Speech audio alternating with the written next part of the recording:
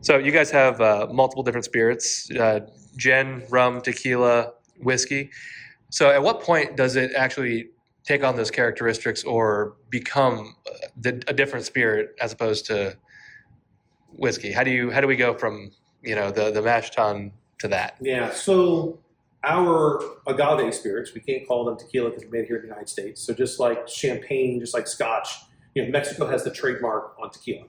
So, and I think there's like 6 provinces or something like that in Mexico where it can be done from. So ours is an agave spirit. So agave can never be whiskey. It's just the rule. So in order for it to be whiskey, it had to come from grain and it had to be aged in a barrel.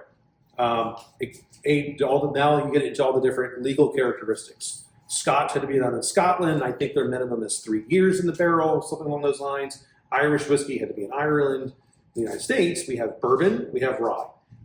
What makes bourbon or rye is the main characteristic of the spirit. 51% corn on a bourbon, 51% rye on the rye whiskey. So as long as it has that, then it has to touch oak. You can start calling it that. Gin can be from any type of fermentable product. It could be from grain, it could be from grapes, it could be from potatoes, it could be from sugar.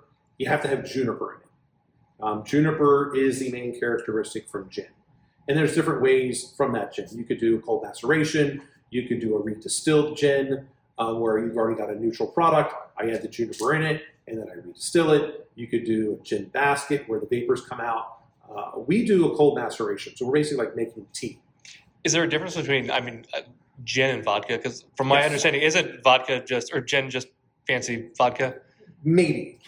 Kind of. So vodka, by law, has to be colorless, odorless, and tasteless. And it must come off your still at higher than 190 proof.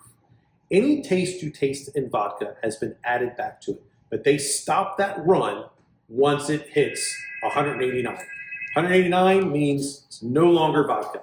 So a lot of places will then take collective blacks and they'll use gin, but that's a matter of preference. But vodka, colorless, odorless, tasteless.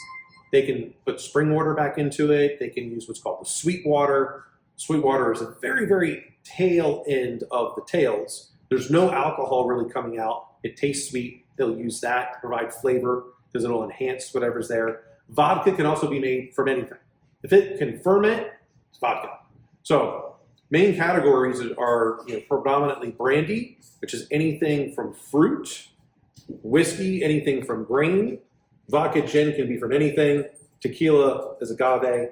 And then there's plenty of other things of like the brandy ranges. You've got grappa, you've got cognac, you've got cognac. There's probably a bunch of other ones that I'm missing.